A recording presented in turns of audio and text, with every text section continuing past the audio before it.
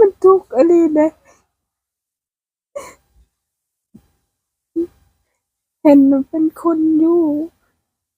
แต่มันลำบากก็คือหมู่อีกเป็นไม่ห่างเลยหัวก็ยังปะอยู่ลูกก็ไม่ได้อยู่จำ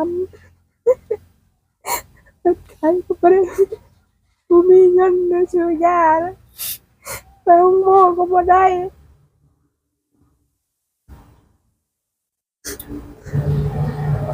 ไม่ได้เป็นใครก็ไปรับจ้างเขาคู่มือเงินเก็บก็บ่มีแต่ละมือนี่ไม่ได้สบายก็ขโมูแล้วลำบากอันนี้ยาเบิดนี่ก่อนถ้าว่าบ่ค่อยแน่จังว่ากันใหม่ทีหลังเนาะพี่น้องปรึกษากันดูว่าจังได๋เนาะให้ทางบาจรก็สิเอาเงินให้ทางเซาเพชรเพิ่นไว้ซื้อยมซื้อยาพี่น้องเอ้ยเด้อเซาเพชรอืมเข้าใจบ่โดยให้ซื้อยากินเนาะเด้อคือทางเซาเพชรเพิ่นก็สิไปหาหมอก็บ่มีเงินเนาะพี่น้องเด้อแม่นเลยเลยแต่ซื้อยมซื้อยามากินอยู่เฮือนเนาะอืมจังไดก็สู้ๆเด้อทางทีมงานก็เป็นกำลังใจให้แม่นเนาะเอาใส่จังซั่นน่ะเด้อสาวเพชรเด้อเด้อสู้ๆพักผ่อนเดี๋ยวทางทางบ่ได้บ่จ้อยก็สิขอตัวไปก่อนแล้วบัดนี้แล้วไปทางเพิ่นสนะเพิ่นก่อนเนาะสนะเพิ่นชานเพิ่นโดยไปก็เด้อสบายดีเด้อสบายดีดีเด้อให้หายไวเด้อให้เศร้าให้หายไว้เด้อโดยแล้วก็สู้ๆเด้อ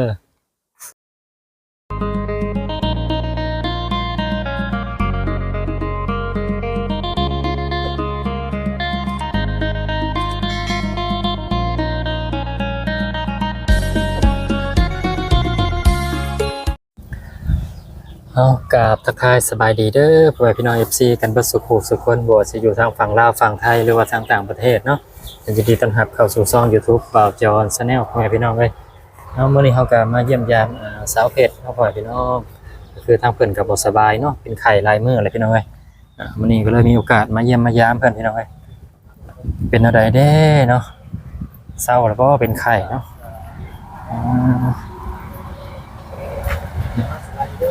จะไปหาเพิ่นเลยเนาะของหัวเพิ่นอยู่การจะคนพี่น้องเอ้ยเช้าเลยเนาะยาน่ะบ่นอนสบายดีเด้อสาวเพชรโอ้ยสบายดีทางบ่าวน้อยเพิ่น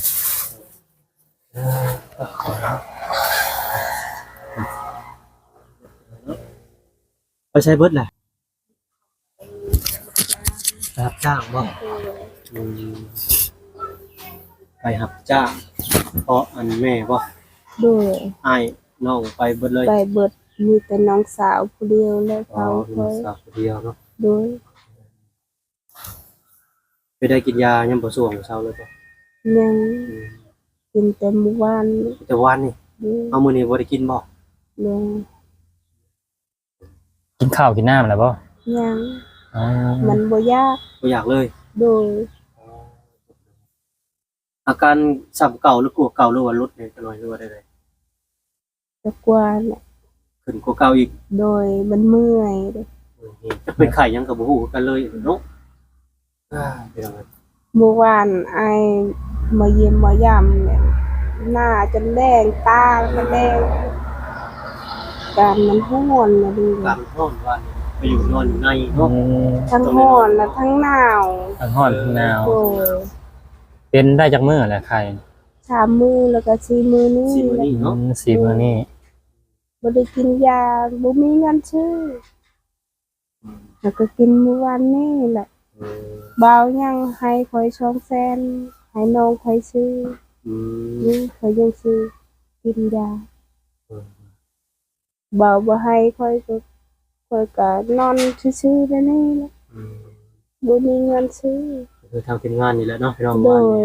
ทางบ่น้อยพร้อมก็เอาเงินให้เพิ่นบ่ไปซื้อยาว่าซั่นซะเขาได้ใส่คนละไม้คนละมือคนละเล็กคนละน้อยนั่นแหละพี่น้องเนาะโดยเพิ่นอยู่กันจักคนในเฮือน5 คนแล้ว6กับแม่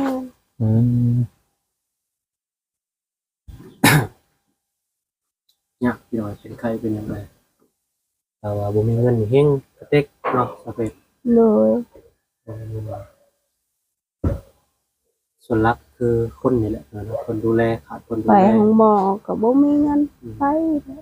ซื้อยาก็ยังบ่มีอดเอา อืม มันบ่เศร้าดอก ใช่ เด้อ กินยังก็บ่แซ่บบ่ โดยมันยังก็บ่แซ่บมันบ่ยากบ่แซ่ เล บ ย เออ ลองอดกินหมี่ระวังเด้อต้มหมี่ โดย เอาหมี่มาแล้วก็เกลือแป้งนัวเด้อ โดย นี่แหละก็ให้เราต้มกินพอได้สดร้อนๆกินยาว่าซั่นซะ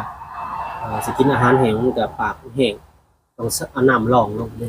สดน้ำสดต้มหมี่ด้วย ต้องกินแนวร้อนๆแล้วว่ากินข้าวต้มหรือว่าต้มข้าวเนาะ โดย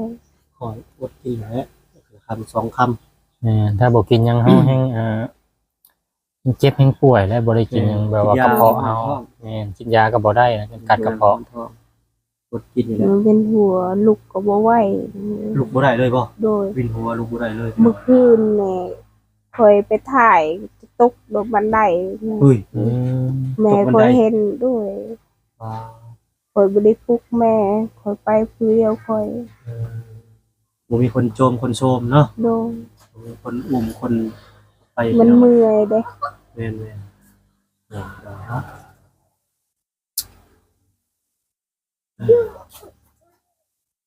เปิดน้องได้ซะบ่ได้ปลุกบ่ บ่ได้ปลุก อยากไปนอนอยากไปนอนบ่ เบิดเขานอนนะบ่ได้ฮู้หยังเลยนอน แต่ว่ามีสามีหรือว่าผัวจังว่าจบลงเนาะ โดน แม่น ก็ตะกี้น่ะมีผัวก็ผัวเบิ่งแย่งอยู่เดี๋ยวนี้ก็เป็นแม่ห้างก็ผัวปะก็บ่มีไผเบิ่งแย่งดอก มีแต่แม่ก็คือแม่นั่นแหละเงินก็บ่มีลูกก็บ่อยู่นำไปห้องหมอก็บ่มีแล้วเงินทุกข์ยากไอ้ลี่ ยัง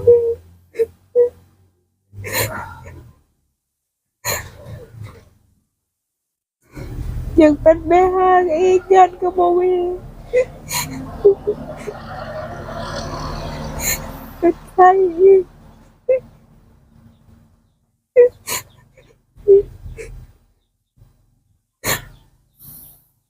กดเอาเด้อสเปกเด้อเดี๋ยวมันก็ผ่านเดี๋ยวมันก็เซาเองสู้ๆ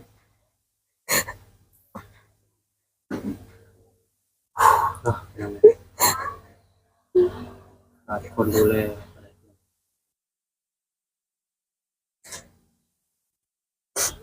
ทุกข์แล้วก็ทุกข์ไปเลยนะ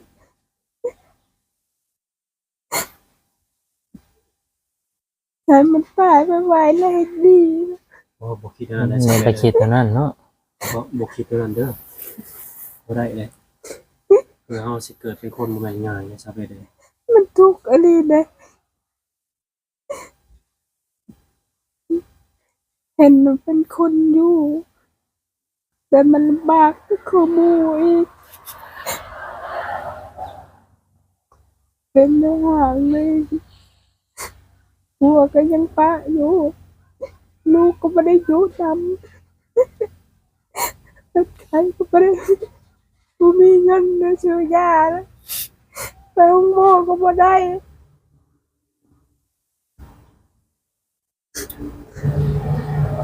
ไม่ได้เป็นใครก็ไปรับจ้างเขาคู่มือเงินเก็บก็บ่มีแต่ละมือนี่ไม่ได้สบายก็ขมูแล้วลำบากอันนี้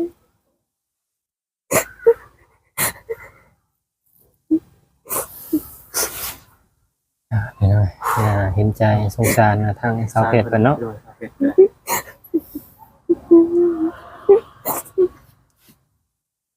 ก็คือลูกก็ไปอยู่กับผัวบ่ โดย อืมป้ากันมาจักปีละ 4 ปีนี่แหละบ่แม่นปีนี่เดือนน่ะ อืม4 เดือน โดย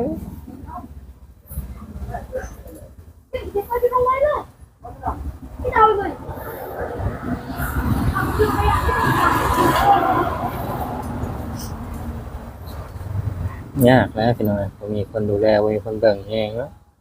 แล้วเจ็บเป็นมากะ น้องประชาชนตอนนี้น้องสาว อยู่เฮือนนี่ ก็จะมาดูแลเจ้าที่ โดย สาวคนนี้ นี่น้องสาวก็หาเงินก็ยังบ่ฮู้ คือเบิ่งก็ได้แต่เบิ่งเนาะแบบว่าบ่สามารถแบบว่าพาไปโรงหมอได้คือได้แต่เบิ่งเองกันละแต่ว่าเฮ็ดบ่ได้ มันก็บ่คือผัวเมียเฮาเนาะ โดย ผัวเมียยังว่าเบิ่งแย่งกันเวลาเจ็บเป็นพาไปหันไปนี่กะ ผัวหาเงินนี่เราหาเงินก็เราหาได้แต่ซ้ำนี้ได้ก็ได้บ่หลายเนาะพอได้ไปซื้อกินอยู่กินเท่านั้นเพราะว่าไปหาก็ได้ซื้อแต่ประเด็กเป็นนัวก็เบิด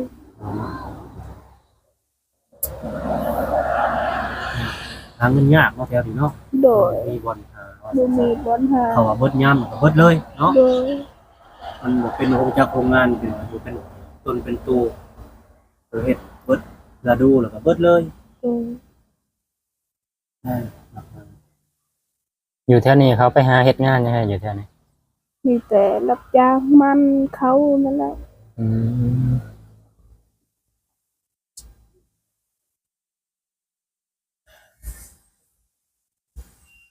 คืนนี่เจ้านอนนี่เลยบ่หรือว่านอนข้างใน นอนข้างใน นอนข้างในแหละยามกลางเว้นเราออกมานอนข้างนอกเนาะมัน โด ร้อน ยมันฮ้อนข้างในละฮ้อนข้างนอกก็ฮ้อนคือกันมันก็อดเอาบ่มีบ่นอน คือมีถุงยาไว้ดิยาไปสิ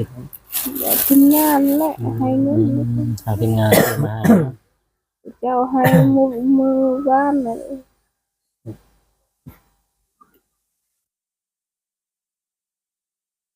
กินจักเถื่อเลย เพื่อเด้อ เดียวว่า โดย อดกินเด้อ โดย ให้น้องเจ้าต้มมีพอได้สดกินละคำสองค โดย ำนี่ต้มนี่ มื้อนี้ยังบ่ทันกินข้าวกินยาเลยมื้อนี้ โดย อ๋อเบิ่งจากมือ11โมง สิเข้า12โมงแล้วเนาะข้าวเช้าข้าวเพลนกันยังบ่ทันได้กินพี่น้องเอ้ย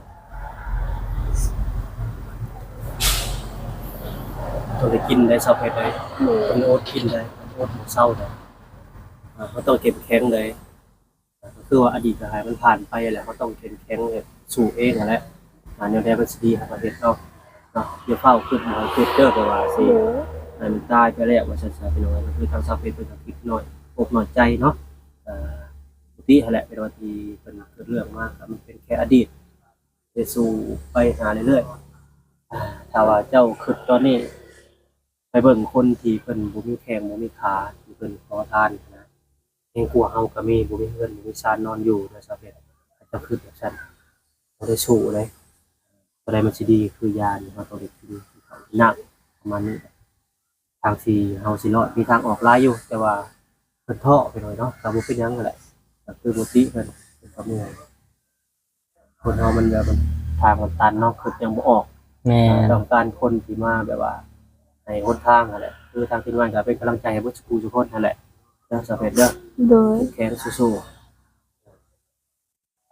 เลยน้องก็มาเป็นกำลังใจให้เพิ่นเนาะ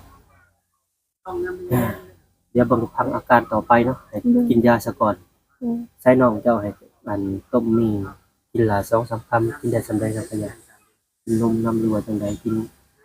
คือปิ้งข้าวปิ้งไก่ก็กินไปละคำ2 คำพอบ่ฮ้อนท้อง แม่นพอ พอกินยาได้นั่นแหละ พอบ่เป็นกระเพาะ แม่น พอได้กินยาได้เนาะ ๆ ถ้าเจ้าบ่กินข้าวบ่กินยาให้อาการหนักกว่านี้ แม่นๆหลายมื้อเลยเนาะเบิ่งพังเบิ่งอาการก่อนสิเขา2-3ติดก็โหบ่ได้ได้พี่น้องเนาะ โดย กินยาเบิดนี่ก่อนถ้าว่าบ่ค่อยแน่จังว่ากันใหม่ทีหลังเนาะพี่น้องปรึกษากันดูจังไดเนาะ ให้ทางบาจรก็สิเอาเงินให้ทางเซาเพชรเพิ่นไว้ซื้อยมซื้อยาพี่น้องเอ้ย โดย เซาเพชร เข้าใจบ่ โดยให้ซื้อยากินเนาะ โดย คือทาง